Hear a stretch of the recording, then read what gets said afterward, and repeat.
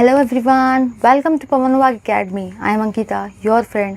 और गाइस, आज की क्लास में हम लोग देखेंगे आपका नेक्स्ट वाला part, chapter number 4, measurement of matter, standard 9 का। यस गाइस, अभी आज की क्लास में हम लोग देखेंगे सेकंड पार्ट। मेरी आप सबसे रिक्वेस्ट है कि अगर आपने इस पार्ट को देखने से पहले अगर मेरा part number 1 chapter number 4 measurement of matter का नहीं देखा है तो एक बार जाके उस पार्ट को देख लो, उसी के बाद इस पार्ट को कंटिन्यू करना, क्योंकि उस पार्ट में मैंने बहुत सारे बेसिक्स पढ़ाए हैं, लॉस पढ़ाया है, मैटर पढ़ाया है, कैसे क्या होता है। तो बहुत बढ़िया लेक्चर था वो, एक बार जाके देखो, उसके बाद ही इसको कंटिन्यू करो, तभी जाके आपको एक अलग ही लिंक मिलेगी पढ़ने की और काफ़ी मज़ा आएगा पढ़ने में।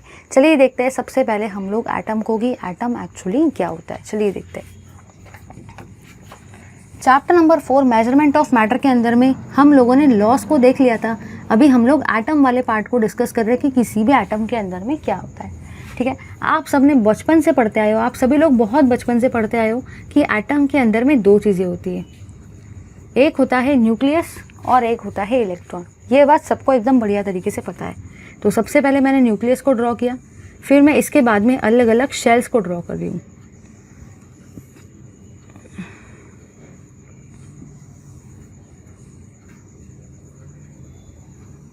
ठीक है भाई, तो सबसे पहले अभी तो मैंने कुछ भी ड्रॉ नहीं किया, अभी से मैंने सर्कल्स निकाले। अब इसके अंदर में हम लोग सारा का सारा फिलिंग करने वाले हैं। ठीक है भाई, तो ये जो है आप लोगों ने यहाँ पे ये देखा कि ये जो होता है आपका, ये आपका न्यूक्लियस होता है।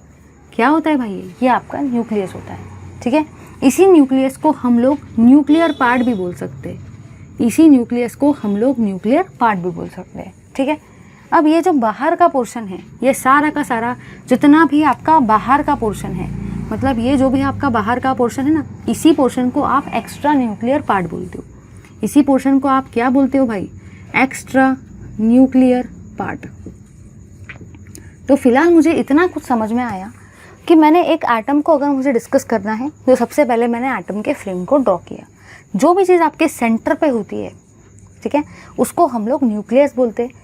अब जाहिर सी बात है, न्यूक्लियस है मतलब इस पार्ट का नाम भी क्या हुआ? Nuclear part. ठीक है, अगर मैं बात करती हूँ न्यूक्लियस के बाहर वाले पार्ट की, अगर मैं न्यूक्लियस के बाहर वाले पार्ट की बात करती हूँ, ज़रा ध्यान देना भाई, ये न्यूक्लियस था इसलिए न्यूक्लियर पार्ट है। अगर मैं न्यूक्लियस के बाहर वाले पार्ट की बात करती हूँ तो वो न्यूक्लियस के बाहर का है, न्यूक्लियस के एक्स्ट्रा वाला पार्ट है, इसलिए मैंने उसको क्या लिखा? Extra nuclear part. समझ गए ना सारे के सारे? इसी को आप आउटर न्यूक्लियर पार्ट भी बोल सकते हो, क्योंकि ये जो पार्ट है ये न्यूक्लियस के बाहर का है, इसलिए आप इसको एक्स्ट्रा न्यूक्लियर पार्ट भी बोल सकते हैं, या तो आप उसको आउटर न्यूक्लियर पार्ट भी बोल सकते हो। ठीक है, इतना क्लियर है? अब यहाँ पे मैंने ये जाना कि न्यूक्लियस के अंदर में दो चीज़ें होती हैं। सबसे पहली चीज़ होती है प्रोटॉन और सेकेंड थिंग होती है आपकी न्यूट्रॉन। तो न्यूक्लियस के अंदर में फ़िलहाल आपकी दो चीज़ें होती है, प्रोटॉन होता है और क्या होता है? और आपका न्यूट्रॉन होता है। तो मैंने यहाँ पे ये जाना कि ये जो P है, इस P का मतलब प्रोटॉन होता है भाई, प्रोटॉन। ठीक है, और ये जो आपका N है, इस N का मतलब न्यूट्रॉन होता है। ठीक है, तो न्यूक्लियस के अंदर में जो कि सेंटर पे होता है न्यूक्लियस, जिसको न्यूक्लियर पार्ट बोलते हैं, उसके अंदर में दो चीज़ें होती है, प्रोटॉन और न्यूट्रॉन। ये आप सबको पता है। अब जो न्यूक्लियस के बाहर वाला पोर्शन है, ये सारे के सारे जितने भी चीज़ें, इसको हम लोग शेल बोलते हैं। ये सभी चीज़ों को हम लोग शेल बोलते हैं। आप इसको ऑर्बिट भी बोल सकते हो। ठीक है, आप इसको ऑर्बिट भी बोल सकते हो। ये सारे के सारे आपके शेल है, ये सारे के सारे आपके ऑर्बिट भी है, कुछ भी बोल सकते हो। अब इनके अंदर में क्या होता है? इनके अंदर में हमेशा इलेक्ट्रॉन होते हैं, इनके अंदर में हमेशा इलेक्ट्रॉन होते हैं, बहुत सारे इलेक्ट्रॉन रहते हैं। इलेक्ट्रॉन जो है वो डिपेंड करेंगे, लेकिन बहुत सारे इलेक्ट्रॉन रहते हैं। हर जगह पे आपको इलेक्ट्रॉन देखने को मिलेंगे। ठीक है, तो ये जो भी आपकी नेगेटिवली चार्ज चीज़ है, इसी को आप इलेक्ट्रॉन बोलेंगे। ठीक है, इतना चीज़ क्लियर हो गया? चलिए आगे देखते हैं। तो इस तरीके से मैंने एक बड़े से एटम को ड्रॉ किया, एकदम बड़े से। उसके अंदर मैंने ये बताया कि सेंटर पे न्यूक्लियस होता है, न्यूक्लियर पार्ट, उसके अंदर प्रोटॉन और न्यूट्रॉन होता है। आगे ये बताया अलग अलग बाहर में शेल्स होते हैं, जिसको आप ऑर्बिट भी बोलते हो। उसके अंदर में आपके जो इलेक्ट्रॉन है वो बिल्कुल इस तरीके से एकदम बढ़िया तरीके से मूव हो रहे हैं। इलेक्ट्रॉन जो होते हैं वो मूविंग नेचर के होते हैं, न्यूक्लियस फिक्स है क्योंकि वो सेंटर पे वो फिक्स है। अब इलेक्ट्रॉन जो है आजू बाजू के बस फिर रहे, बस इधर उधर, कोई इधर भाग रहा है, कोई उधर भाग रहा है, बस इलेक्ट्रॉन का अलग अलग मूवमेंट चालू है, बस घूम रहे इलेक्ट्रॉन, घूम रहे। ठीक है, इतना चीज़ क्लियर हो गया भाई सभी को। चलिए ले लो सारे के सारे इसका जल्दी से स्क्रीनशॉट। चलिए अब हम लोग बात करते हैं अलग अलग एलिमेंट्स के बारे में, मतलब प्रोटॉन, न्यूट्रॉन और इलेक्ट्रॉन की पोजीशन हमने देख ली कि प्रोटॉन और न्यूट्रॉन सेंटर में आते, इलेक्ट्रॉन देख लिया बाहर में आते, ये हमको सब समझ में आ गया। क्या क्या होता है सब आपको समझ गया, इलेक्ट्रॉन कहाँ आते, प्रोटॉन कहाँ आते, न्यूट्रॉन कहाँ आते, सब समझ गया। अब दिमाग में क्वेश्चन आता है, आप हमको ये समझाओ कि इलेक्ट्रॉन का मतलब क्या होता है, प्रोटॉन का मतलब क्या होता है, न्यूट्रॉन का मतलब क्या होता है। ठीक है ना, तो चलिए समझते हैं इस पार्ट को, क्योंकि लोकेशन तो आपको समझ गई है कौन कहाँ पे आता है, लेकिन अब आपको समझना है कि ये पार्टिकल्स एक्चुअली है क्या चीज़। चलिए देखते हैं कि ये पार्टिकल एक्चुअली है क्या चीज़। अगर मैं बात करती हूँ सबसे पहले प्रोटॉन की, सबसे पहले हम लोग प्रोटॉन की बात करते हैं कि प्रोटॉन क्या चीज़ है। ठीक है, तो प्रोटॉन का डेफिनेशन में लिखती हूँ। अगर मैं प्रोटॉन की बात करती हूँ तो प्रोटॉन को हम लोग P+ से रिप्रेजेंट करते हैं। अब आप लोग ही मुझे बता दो भाई, प्रोटॉन को हम लोग P+ से रिप्रेजेंट करते हैं, ये प्लस साइन का मतलब क्या है, पॉजिटिवली चार्ज, क्योंकि प्रोटॉन को हम लोग P से रिप्रेजेंट करेंगे। P फॉर पैन मत बोलना, P फॉर पीकॉक मत बोलना, सारे के सारे क्या बोलेंगे, P for proton, P for proton, समझ गए ना।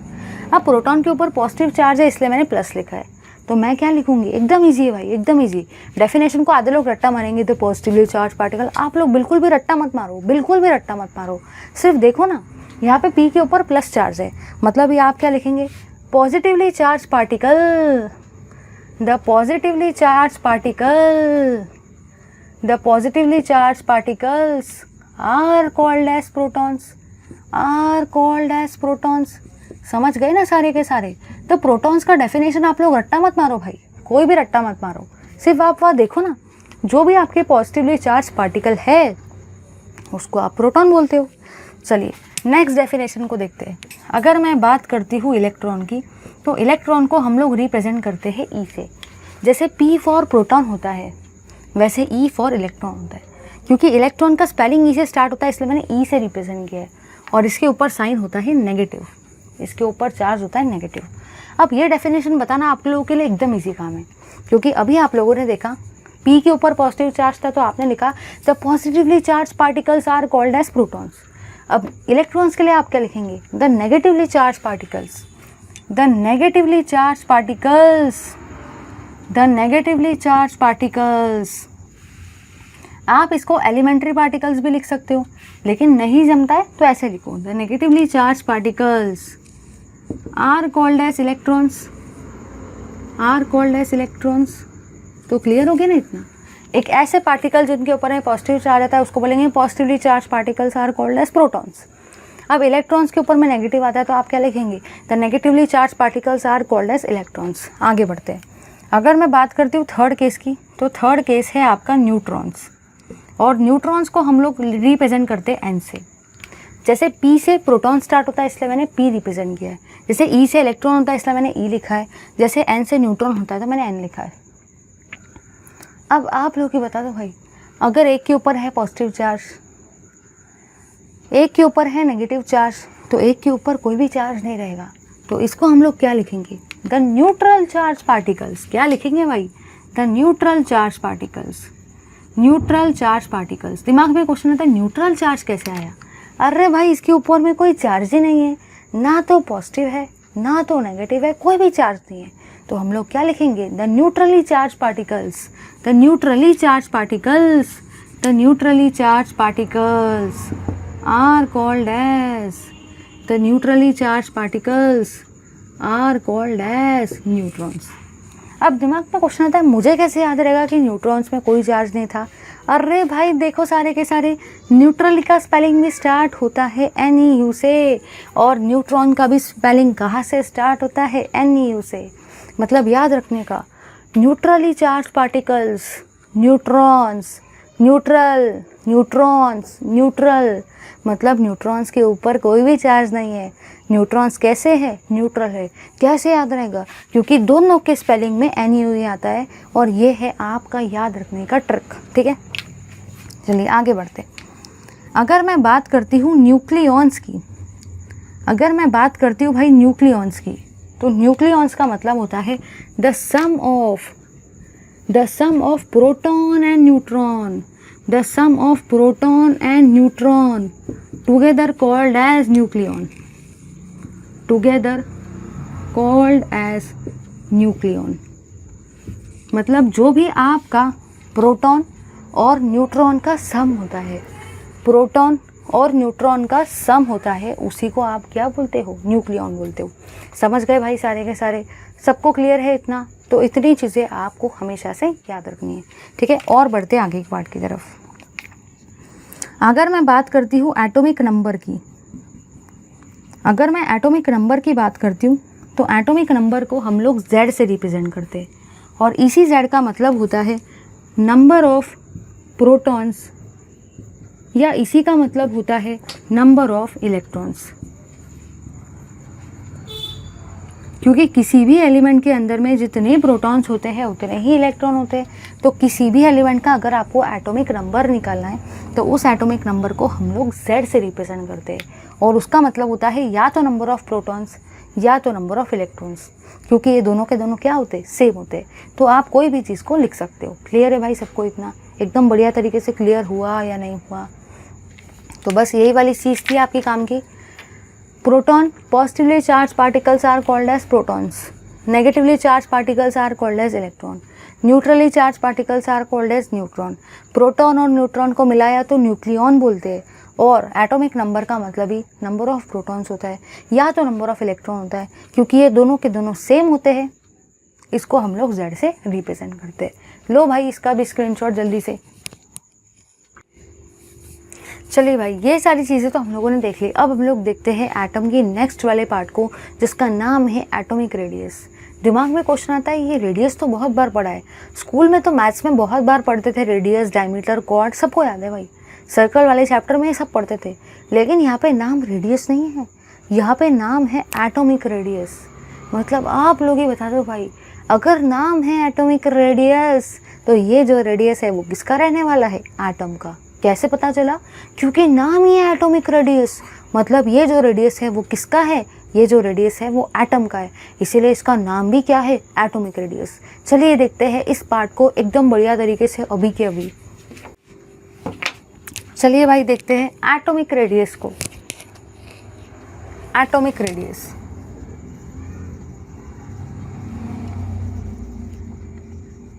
चलिए अगर मैं बात करती हूँ रेडियस की, फिलहाल हम लोग एटॉमिक रेडियस की बात नहीं करते, फिलहाल हम लोग सिर्फ और सिर्फ किसकी बात करते हैं? रेडियस की। चलिए अगर रेडियस मुझे निकालना है तो सबसे पहले मुझे क्या निकालना पड़ेगा? रेडियस अगर मुझे निकालना है तो सबसे पहले मुझे सर्कल को निकालना पड़ेगा। येस और नो? अगर रेडियस निकालना है, वैसे ही सर्कल का शेप बहुत सुंदर है मुझे पता है, तो ये जो रेडियस है अगर मुझे निकालना है तो सबसे पहले मुझे किसको लेना पड़ेगा? सबसे पहले मुझे सर्कल को लेना पड़ेगा। अगर सर्कल आएगा ही नहीं तो रेडियस कहाँ से आएगा? समझ गए ना?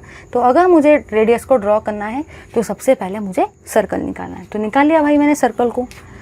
अब अगर ये जो सेंटर वाला पार्ट होता है इसको आप लोग कुछ भी बोल सकते हैं, सेंटर भी बोल सकते हैं, न्यूक्लियस भी बोल सकते हैं, ठीक है। और अगर मैंने यहाँ पे एक पॉइंट लिया है, ठीक है, तो यहाँ से यहाँ का जो डिस्टेंस है वही आपका रेडियस होता है। येस और नो? फिलहाल हम लोग एटॉमिक रेडियस की बात ही नहीं कर रहे, फिलहाल हम लोग जस्ट रेडियस की बात कर रहे हैं, क्योंकि रेडियस का मतलब ही क्या होता है? जो भी आपका ये पॉइंट होता है सर्कल का और सेंटर के साथ में ये डिस्टेंस को ही आप लोग क्या बोलते हो? ये डिस्टेंस को ही आप लोग रेडियस बोलते हो। क्लियर है गाइस सबको? चलिए अब मैं इस सर्कल की जगह इसको नाम दे देती हूँ एटम। इसी सर्कल के जगह मैं इसको क्या नाम देती हूँ? मैं इसको नाम देती हूँ गाइस एटम। तो ये जो रेडियस है वो किसका रेडियस हो जाएगा? एटम का रेडियस। अब ज़रा ध्यान दो, ये जो सेंटर वाला पार्ट है ये है आपका न्यूक्लियस, ठीक है भाई, और ये है आपका आउटर मोस्ट ऑर्बिट। ये क्या है? Outer most orbit. कैसे है समझते हैं इस चीज़ को, ज़रा ध्यान देना भाई। ये जो है ना, ये है आपका न्यूक्लियस एट सेंटर। आपका जो न्यूक्लियस है वो सेंटर पर है, और ये जो है ये है आपका आउटर मोस्ट ऑर्बिट। ज़रा ध्यान देना भाई। सबसे पहले आप ये मत सोचो कि ये एटॉमिक रेडियस है, सबसे पहले आप नॉर्मली रेडियस को बना लो कि सेंटर ऑफ सर्कल से लेके जो भी आउटर मोस्ट पार्ट होता है वही आपका रेडियस होता है। तो सबसे पहले आपने रेडियस को ड्रॉ किया। अब इस सर्कल की जगह मैंने इसको एटम बोल दिया, तो कुछ फ़र्क पड़ा क्या? नहीं। लेकिन इस रेडियस का नाम क्या हो जाएगा? Atomic radius. मैंने यहाँ पे ये जाना कि जो भी एटम के सेंटर पे होता है वही आपका न्यूक्लियस होता है, ठीक है। लेकिन याद रखना है, अब इस न्यूक्लियस के बाद में बहुत सारे शेल आएंगे, बहुत सारे अलग अलग टाइप के ऑर्बिट आएंगे, कोई छोटे ऑर्बिट, कोई बड़े ऑर्बिट, ठीक है। लेकिन याद रखना है, जो भी आपका एटॉमिक रेडियस रहता है, जो भी आपका एटॉमिक रेडियस रहता है ना, वो न्यूक्लियस से लेके आउटर मोस्ट ऑर्बिट तक रहता है।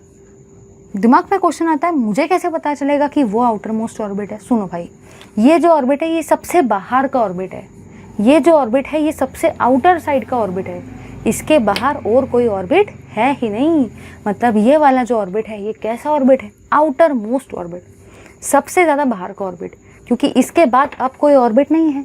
तो इस ऑर्बिट का नाम क्या है? Outer most orbit. सेंटर पे एटम के हमेशा क्या होता है? न्यूक्लियस। तो अब मैं देखो क्या लिखती हूँ,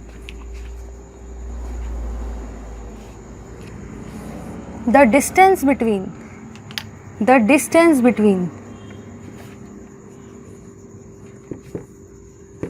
the centre of atom, the distance between the centre of atom, क्योंकि सेंटर ऑफ एटम पे न्यूक्लियस होता है, and the outer most orbit, and the outermost orbit is called as क्या बोलेंगे भाई इसको?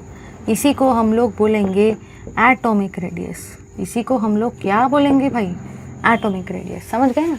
तो जो भी आपका डिस्टेंस है सेंटर ऑफ एटम से, मतलब ये न्यूक्लियस से आउटर मोस्ट ऑर्बिट की तरफ, मतलब सबसे बाहर वाले ऑर्बिट की तरफ, आउटर मोस्ट ऑर्बिट की तरफ, इस डिस्टेंस को हम लोग क्या बोलते हैं भाई? इस डिस्टेंस को हम लोग एटॉमिक रेडियस बोलते हैं। क्लियर है सबको इतना? चलिए, दिमाग में सबसे पहला क्वेश्चन ये आता है कि हम लोग एटॉमिक रेडियस क्यों मेजर कर रहे हैं? दिमाग में क्वेश्चन आता है ना, हम लोग एटॉमिक रेडियस क्यों मेजर कर रहे हैं? तो याद रखना है भाई, याद रखना है कि जो भी आपका एटॉमिक साइज होता है, जो भी आपका एटॉमिक साइज होता है उसको हम लोग एक्सप्रेस करते हैं, जो भी आपका एटॉमिक साइज होता है उसको हम लोग एक्सप्रेस करते हैं in terms of atomic radius. याद रखना है भाई, याद रखना है। अगर मैं बात करती हूँ कि इस एटम का साइज़ कितना है, उस एटम का साइज़ कितना है, तो किसी भी एटम के साइज़ को आप उसके रेडियस से डिनोट करते हो, ठीक है। अगर मैं बोलूँगी सपोज लेटर से, ज़रा ध्यान देना, अगर मैं बात करती हूँ लेटर से, मैंने बोला अंकिता, ठीक है, और यहाँ पे कोई XYZ पर्सन ले लेते, ये मैंने मेरा नाम लिख दिया अंकिता और ये XYZ पर्सन है। सपोज़ मैं बोलूँगी कि जो अंकिता है उसके अंदर में एटम का रेडियस लेटर से 50 है और इस XYZ पर्सन के अंदर में एटम का रेडियस लेटर से 100 है, ठीक है। तो अगर मुझे बताना है साइज़ के बारे में तो मैं ये बोलूँगी XYZ का एटॉमिक रेडियस है बहुत ज़्यादा, XYZ एलिमेंट का या XYZ पर्सन का एटॉमिक रेडियस है बहुत ज़्यादा, मतलब XYZ एलिमेंट का साइज़ भी कैसा रहेगा? बहुत ज़्यादा। अंकिता का रेडियस जो है वो छोटा है, कोई भी एलिमेंट आप ले लो अंकिता के जगह पे, अंकिता में एटॉमिक रेडियस छोटा है, मतलब अंकिता का साइज़ भी कैसा है? कम, छोटा है। मतलब कहना मुझे ये है कि अगर किसी भी एटम के साइज़ के बारे में आप बातचीत करते हो तो वो जो साइज़ है उसको आप एटॉमिक रेडियस के टर्म्स में एक्सप्रेस करते हो। आप ऐसे नहीं बता सकते कि इसका एटॉमिक साइज़ बड़ा है, इसका छोटा है, इसका और बड़ा है, ऐसे नहीं बता सकते। आपको एक पैरामीटर चाहिए और वो पैरामीटर का नाम क्या है? Atomic radius. अगर एटॉमिक रेडियस है बड़ा तो साइज़ भी कैसा रहेगा? बड़ा।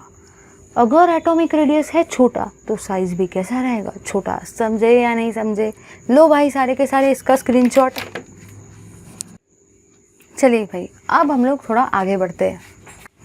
अब अगर मैं आगे की बात करती हूँ तो आगे में मैंने ये जाना कि जो भी आपका एटॉमिक रेडियस होता है, ठीक है भाई, जो भी आपका एटॉमिक रेडियस होता है उसको हम लोग हमेशा एक्सप्रेस करते हैं इन टर्म्स ऑफ नैनोमीटर। हमेशा हम लोग एटॉमिक रेडियस को नैनोमीटर के टर्म्स में ही एक्सप्रेस करते हैं। याद रखना है इस चीज़ को। वैसे तो बहुत सारे यूनिट होते हैं, metre, kilometre, decimetre, decametre, centimetre, millimetre, micrometre, बहुत सारे यूनिट है, पिकोमीटर, फेम्टोमीटर, लेकिन हम लोग एटॉमिक रेडियस को जनरली नैनोमीटर में एक्सप्रेस करते हैं, ठीक है। सेकेंड पॉइंट आपको जो यहाँ पे याद रखना है वो ये है कि जो भी आपका 1 नैनोमीटर होता है, 1 नैनोमीटर, उसी का मतलब 10⁻⁹ मीटर होता है, ठीक है। 1 नैनोमीटर का मतलब ही 10⁻⁹ मीटर होता है। ठीक है, चलिए आगे बढ़ते हैं। अब मैं क्या करने वाली हूँ, हम लोग देख रहे हैं कुछ मॉलिक्यूल्स या कुछ एटम्स के एटॉमिक रेडियस। तो अभी हम लोग देख रहे हैं लिस्ट ऑफ सम मॉलिक्यूल्स और एटम्स एटॉमिक रेडियस। हम लोग एटॉमिक रेडियस को देख रहे हैं कुछ मॉलिक्यूल्स और कुछ एटम्स के, क्योंकि यहाँ से आपको एक एमसीक्यू टाइप का क्वेश्चन पेपर में देखने को मिल सकता है। चलिए देखते हैं इस पार्ट को। सबसे पहले हम लोग 3 चीज़ें ले रहे हैं, क्योंकि टेक्स्ट बुक में भी 3 चीज़ें लिए और हमको पता होनी चाहिए, क्योंकि यहाँ से एमसीक्यू टाइप का क्वेश्चन देखने को मिल सकता है। हम लोग लेंगे सबसे पहले लेटर से आपका हेमोग्लोबिन, हेमोग्लोबिन मॉलिक्यूल लेंगे। सेकेंड मॉलिक्यूल हम लोग वाटर मॉलिक्यूल लेंगे, और थर्ड मॉलिक्यूल आप लोग ले लेंगे लेटर से हाइड्रोजन का एटम लेंगे भाई, हाइड्रोजन का एटम। ठीक है, और यहाँ पे आप लोग देखने वाले हो एटॉमिक रेडियस, एटॉमिक रेडियस को देखने वाले हो भाई आप लोग, एटॉमिक रेडियस को। चलिए देखते हैं यहाँ पे जो आपका हेमोग्लोबिन में, हेमोग्लोबिन के मॉलिक्यूल के अंदर में जो भी आपका एटॉमिक रेडियस होता है ना, वो होता है 10⁻⁸ मीटर। ज़रा ध्यान दो, मैंने क्या लिखा है, 10⁻⁸ मीटर, समझ गए ना, क्योंकि 1 नैनोमीटर का मतलब 10⁻⁹ मीटर होता है। तो हेमोग्लोबिन मॉलिक्यूल के अंदर में एटम का जो साइज़ होता है, एटम का जो रेडियस होता है, वो 10⁻⁸ होता है। वाटर मॉलिक्यूल के अंदर में 10⁻⁹ होता है, और हाइड्रोजन एटम के अंदर में 10⁻⁻10 होता है।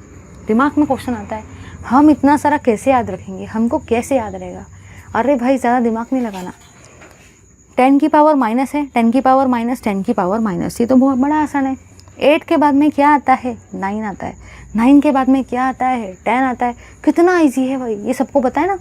8 के बाद में आता है 9, 9 के बाद में आता है 10। तो इस तरीके से मैंने एटॉमिक रेडियस को रिप्रेजेंट कर दिया। ये भी बात याद रखना है कि एटॉमिक रेडियस को हम लोग हमेशा नैनोमीटर टर्म्स में एक्सप्रेस करते हैं। तो लो जल्दी से इसका भी स्क्रीनशॉट। अब दिमाग में नेक्स्ट चीज़ जो आती है वो ये है कि मैम एटम तो कितने छोटे से होते हैं, कैसे पता चला छोटे से होते हैं? क्योंकि उनका साइज़ ही होता है 10⁻⁸, 10⁻⁹, 10⁻⁻9, 10⁻⁻10।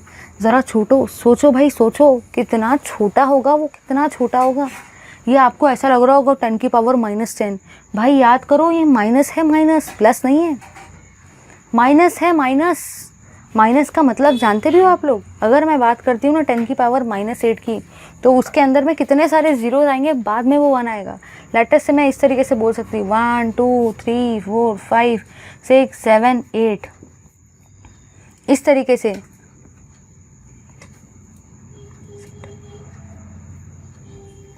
ये होता है भाई आपका 10⁻⁻8। अब आप लोग ही ज़रा मुझे बताओ कितना छोटा है ये कितना छोटा है। 10⁻⁻8 मतलब ये मत समझो कि 10⁻8 है भाई, ये माइनस है, माइनस। इस माइनस का मतलब पता है क्या होता है? इस माइनस का मतलब ये होता है 0 पॉइंट, इतने सारे जीरो आएंगे, फिर 1 आएगा, फिर मीटर। इतना छोटा होता है आपका एटम, सोचो इतना छोटा होता है एटम। दिमाग में क्वेश्चन आता है, मैम अगर एटम इतना छोटा है तो मैं मेरे नॉर्मल स्केल से तो इसको मेजर नहीं कर सकता? नहीं कर सकता भाई, और मेजरिंग टेप से भी नहीं कर सकता, जिससे आप क्लॉथ को मेजर करते हो अपने खरीदते वक्त, है ना। तो आप वैसा भी नहीं कर सकते। ना तो ये मेजरिंग टेप मेरा काम देगा यहाँ पे, ना तो मेरी स्केल काम देंगी, ना तो मेरा तराजू काम देगा, ना तो मेरी वेइंग मशीन काम देंगी। फिर मुझे कैसे पता चला कि इस एटम का या इस मॉलिक्यूल का एटॉमिक रेडियस इतना है? ये तो बहुत छोटा है, मुझे कैसे पता चला? चलिए देखते हैं भाई आपको कैसे पता चलेगा कि एटम का साइज़ कैसा होता है, जबकि एटम का साइज़ तो बहुत छोटा होता है। तो आप अपने नॉर्मल स्केल से तो उसको मेजर बिल्कुल भी नहीं कर सकते। तो फिर कैसे करेंगे भाई, कैसे करेंगे मेजर? चलिए देखते हैं कैसे करेंगे मेजर। चलिए भाई देखते हैं यहाँ पे। अब आपको यहाँ पे ये याद रखना है कि जो भी आपका एटम होता है, जो भी आपका एटम होता है इज़ वेरी टाइनी। एटम जो होता है वो बहुत ज़्यादा छोटा होता है। एटम जो होता है वो बहुत ज़्यादा स्मॉल होता है, मतलब वो बहुत ज़्यादा टाइनी होता है। तो जो भी आपका एटॉमिक रेडियस है ना, जो भी आपका एटॉमिक रेडियस है, जो भी आपका एटॉमिक रेडियस है ना, वो मेजर किया जाता है। Is measured using instruments. कुछ इंस्ट्रूमेंट्स होते हैं जिनकी हेल्प से आप लोग एटॉमिक रेडियस को मेजर करते हो। सबसे पहला इंस्ट्रूमेंट जो है भाई, उसका नाम है आपका इलेक्ट्रॉन माइक्रोस्कोप। सबसे पहले एक तो आप इलेक्ट्रॉन माइक्रोस्कोप की हेल्प से भी एटॉमिक रेडियस को मेजर कर सकते हो। सेकंड आपका है field ion microscope. Field ion microscope की हेल्प से भी आप एटॉमिक रेडियस को मेजर कर सकते हो। तीसरा जो है भाई आपका वो है scanning tunnelling microscope. Scanning tunnelling microscope, ये आपका थर्ड टाइप का माइक्रोस्कोप है। मतलब यहाँ पे मैंने ये जाना कि अगर मुझे एटॉमिक रेडियस को मेजर करना है, जैसे कि एटम बहुत ज़्यादा छोटा है, तो मेरे पास 3 अलग अलग टाइप के माइक्रोस्कोप है। इलेक्ट्रॉन माइक्रोस्कोप का भी यूज़ कर सकते, स्कैनिंग टनलिंग माइक्रोस्कोप का भी यूज़ कर सकते और फील्ड आयन माइक्रोस्कोप का भी यूज़ कर सकते। ये माइक्रोस्कोप के अंदर में जब आप एटम को डालोगे तो सीरियसली आप एटॉमिक स्ट्रक्चर को देखेंगे। आपको इलेक्ट्रॉन, आपको न्यूक्लियस, आपको न्यूट्रॉन, प्रोटॉन, ये सब कुछ देखने को मिलेगा। कितना इंटरेस्टिंग रहेगा। तो लो भाई सारे के सारे इसका भी स्क्रीनशॉट। चलिए अब हम लोग देखते हैं कंपैरिजन कैसे होगा एटॉमिक रेडियस का।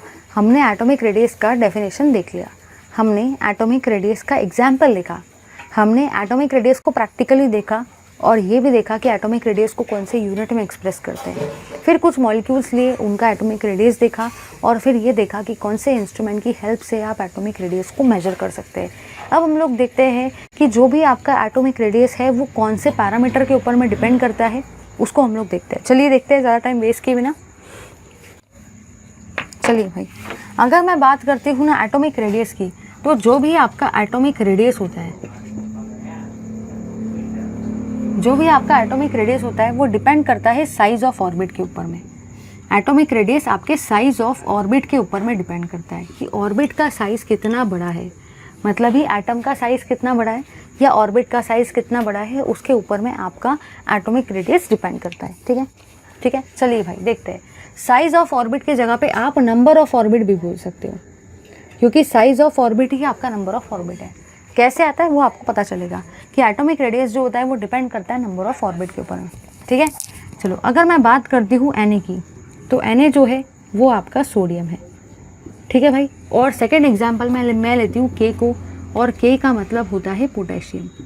तो फिलहाल के लिए मैंने 2 चीज़ें कंसिडर की हैं। 2 एटम को कंपेयर करके मैं ये चीज़ प्रूव करवाना चाहती हूँ कि atomic radius number of orbit या साइज़ ऑफ ऑर्बिट के ऊपर में डिपेंड करता है। सबसे पहले मैंने Na को लिया जिसका मतलब सोडियम होता है, फिर मैंने K को लिया जिसका मतलब पोटेशियम होता है। ठीक है। अगर मैं बात करती हूँ लेटेस्ट से सोडियम की, सपोज़ अगर मैं सोडियम की बात कर रही हूँ, तो सोडियम में जो आपके नंबर ऑफ ऑर्बिट है वो कम रहते हैं। ठीक है भाई। सोडियम में आपके नंबर ऑफ ऑर्बिट जो रहते हैं भाई वो लेस रहते हैं। सोडियम में नंबर ऑफ ऑर्बिट लेस रहते हैं। ठीक है। सपोज़ अगर मैं बात करती हूँ सोडियम की, तो सोडियम में नंबर ऑफ ऑर्बिट कम है। सपोज़ मैंने बोल दिया 2 ऑर्बिट है। ठीक है भाई। जो भी आपका पोटेशियम होता है उसमें जो भी आपके नंबर ऑफ ऑर्बिट होते हैं, पोटेशियम के अंदर में जो भी नंबर ऑफ ऑर्बिट रहते हैं वो कैसे रहते हैं, वो हाई रहते हैं। उसी को मतलब मैं ग्रेटर भी बोल सकती हूँ, number of orbit are greater. तो सोडियम के अंदर में नंबर ऑफ ऑर्बिट कम है, पोटेशियम के अंदर में आपके जो नंबर ऑफ ऑर्बिट है वो ज़्यादा है। ठीक है। तो आप लोगों ने क्या ऑब्जर्व किया कि अगर नंबर ऑफ ऑर्बिट है ज़्यादा तो आपका एटॉमिक रेडियस भी कैसा रहेगा, ज़्यादा। तो यहाँ पे आपके नंबर ऑफ ऑर्बिट है ज़्यादा, मतलब जो भी आपका एटॉमिक रेडियस रहेगा ना, किसका भाई, किसका, पोटेशियम का, वो कैसा रहेगा, वो हायर रहेगा। या तो आप उसको लार्जर भी लिख सकते हो, लार्जर। ठीक है। अब यहाँ पे आपके नंबर ऑफ ऑर्बिट है कम, यहाँ पे आपके नंबर ऑफ ऑर्बिट है लेस, इसलिए मैं क्या लिखूँगी कि जो भी एटॉमिक रेडियस रहेगा ना सोडियम का, वो कैसा रहेगा, वो आपका स्मॉल रहेगा। समझ गए ना।